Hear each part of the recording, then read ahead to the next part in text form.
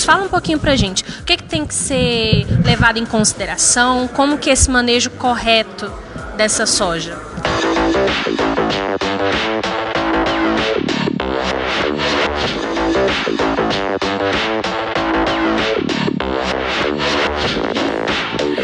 O manejo correto da soja é o que vai garantir a boa produtividade, tá? Então, e começa lá no preparo de solo, tá certo?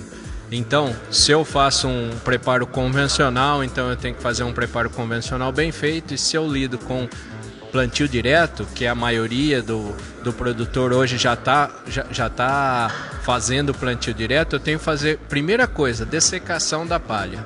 Então a dessecação da palha tem que ser bem feita. Segundo ponto, na semeadora. Na semeadora eu tenho que saber regular essa semeadora. Hoje, então eu tenho que, o disco de corte ele tem que romper a palha. Olha só o que uma semeadora tem que fazer. Numa passada ela tem que romper a palha, o sulcador depositar o adubo corretamente, depois o segundo sulcador, o segundo disco duplo depositar a semente na profundidade correta e por fim eu fechar esse suco. Então quer dizer, eu tenho que fazer, né, um plantio que seja com uma máquina regulada, né? Essas boas práticas que a gente tenta falar, por exemplo, um excesso de velocidade não é uma boa prática, porque ele vai acarretar no não cumprimento dessas fases que eu acabei de mencionar, tá certo? E assim, o que o senhor pode falar pra gente sobre essas máquinas, essas novas tecnologias que auxiliam, né, nesse manejo correto para o plantio da soja? Exatamente. Às vezes a gente acha que as máquinas que não conseguem fazer o plantio direito, isso não é verdade. As máquinas são excelentes, a gente tem excelentes máquinas no mercado.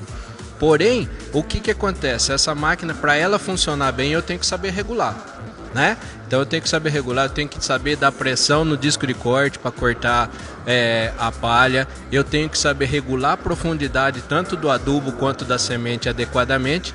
E por fim, eu tenho que fechar o suco, porque suco aberto também é uma coisa que pode chegar a secar a semente, né? O leito da semeadora ele não fica legal e pode chegar a danificar o que? Diminuir a germinação da semente, o que não é aconselhável.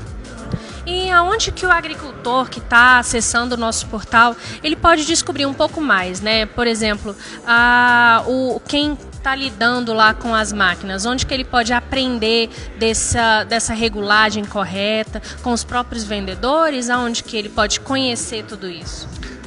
A gente hoje tem trabalhado, por exemplo, nós na Unesp trabalhamos no Brasil inteiro, né? Foi muito boa a pergunta que você fez. Eu tenho um projeto de pesquisa, por exemplo, que ele anda o Brasil inteiro ensinando essas boas práticas de semeadura, né?